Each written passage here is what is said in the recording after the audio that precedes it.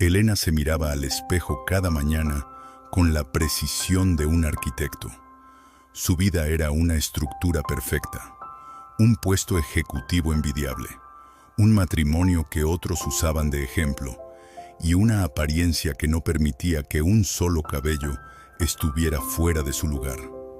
Para ella, el éxito era el resultado de su propio control. Dios era una figura lejana a la que visitaba los domingos en una iglesia, una especie de seguro de vida que esperaba no tener que usar nunca.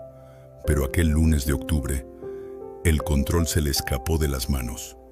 En un consultorio médico, rodeada de diplomas y un silencio sepulcral, el médico pronunció una palabra que sonó como un estallido en su cabeza: cáncer.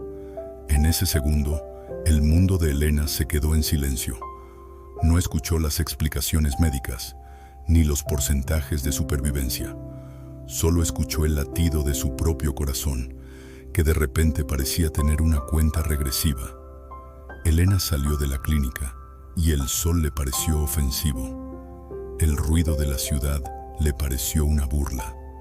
Miró al cielo y por primera vez sintió una rabia profunda.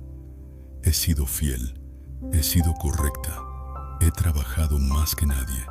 ¿Es así como pagas mi esfuerzo?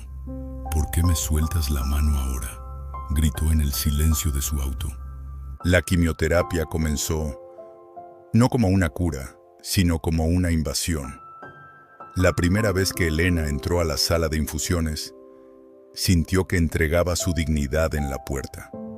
Ver a otras personas en sillones, pálidas y conectadas a bolsas de líquido transparente, fue un espejo de su propio miedo.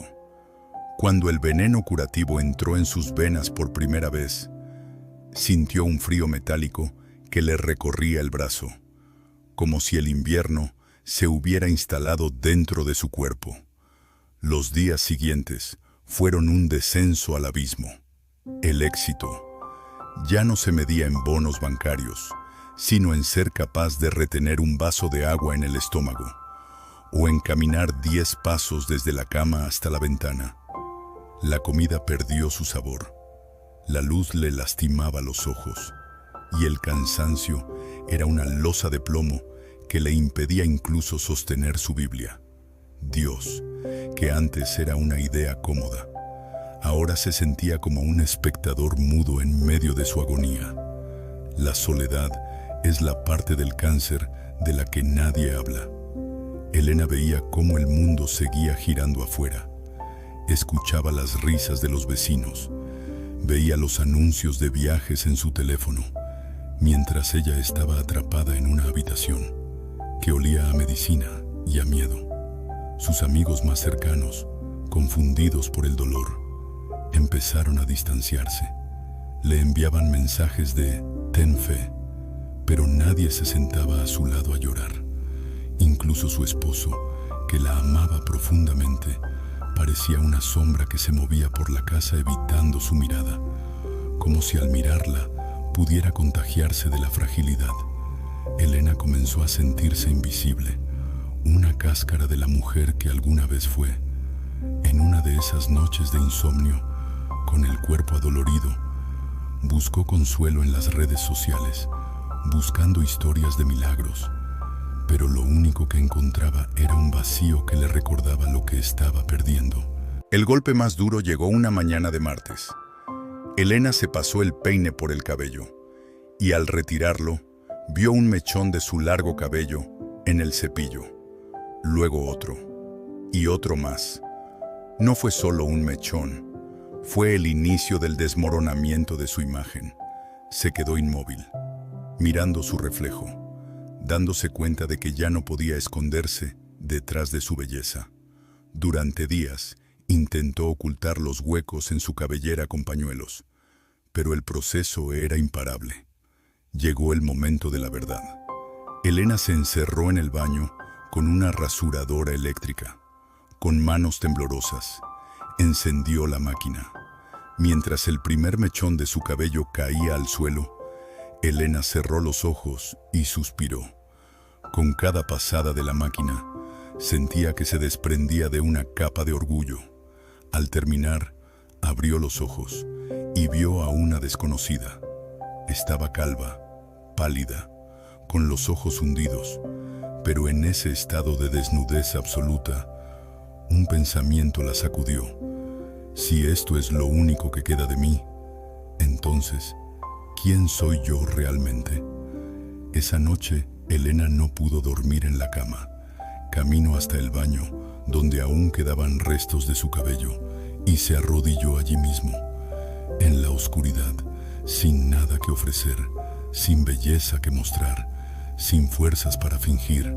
Su alma finalmente se quebró. No fue un rezo elegante, fue un gemido. Ya no tengo nada, Señor. No tengo cabello, no tengo salud, no tengo control. Si tú no estás aquí, entonces no queda nada. En ese instante de rendición total, el silencio de Dios se rompió. No fue una voz audible, fue una presencia que llenó el baño de una calidez que el cuerpo de Elena no sentía desde hacía meses. Una paz que no dependía de los resultados de los análisis empezó a envolverla. Elena comprendió que Dios no había estado ausente, había estado esperando a que ella soltara el timón para poder rescatarla. A partir de esa noche, el hospital dejó de ser un lugar de tortura para convertirse en un campo de batalla espiritual. Elena empezó a caminar por los pasillos con su soporte de suero, hablando con otros pacientes. Ya no se escondía. Usaba sus pañuelos con una elegancia que no venía de la moda, sino de la paz interior. Una tarde, conoció a un hombre mayor que maldecía su suerte y se negaba a comer. Elena se sentó a su lado. Le tomó la mano con sus dedos delgados y le dijo: yo también tuve miedo. Yo también le reclamé a Dios, pero descubrí que Él no está en el cielo mirando hacia abajo. Él está aquí mismo, en este sillón, sufriendo contigo. El hombre lloró y aceptó la comida. Elena descubrió que sus cicatrices se estaban convirtiendo en puentes para salvar a otros. Su enfermedad, que ella veía como una maldición, se estaba transformando en una herramienta de luz. El tratamiento continuó, pero la perspectiva de Elena había cambiado. Cada vez que el líquido entraba en sus venas, ella cerraba los ojos y recitaba el Salmo 34:18. Cercano está Jehová a los quebrantados de corazón, visualizando que no era veneno, sino la mano de Dios limpiando su templo. Entendió que el cáncer le había quitado lo superficial para devolverle lo esencial. Aprendió a perdonar a quienes se alejaron, comprendiendo que el dolor de otros a veces se manifiesta en huida. Reconcilió su relación con su esposo, permitiéndose ser débil frente a él, y descubriendo que el verdadero amor no necesita que seas perfecta, sino que seas real. El proceso fue largo y doloroso. Hubo días de recaídas y noches de fiebre, pero en cada uno de ellos, la presencia invisible de Dios era más real que el dolor físico. Finalmente, llegó el día de la última tomografía. Elena estaba en la sala de espera, pero ya no era la mujer que cronometraba el tiempo con ansiedad. Estaba leyendo un libro, sonriendo a los extraños, con un pequeño brote de cabello nuevo asomando como césped fresco después del invierno. Cuando el médico entró, su rostro era diferente al de aquella primera cita. No hay rastro de la enfermedad, le dijo el médico. Elena, estás limpia, remisión completa. La noticia, que meses atrás habría sido el fin de su angustia, ahora era recibida con una gratitud profunda. Elena sabía que la verdadera sanidad no era solo que el tumor hubiera desaparecido, sino que su alma había sido curada de la ceguera. Había aprendido que la vida es un vapor que se esfuma en cualquier momento y que lo único que queda al final es lo que hemos amado y lo que hemos creído. Hoy, Elena camina por la vida con una corona que no se puede ver.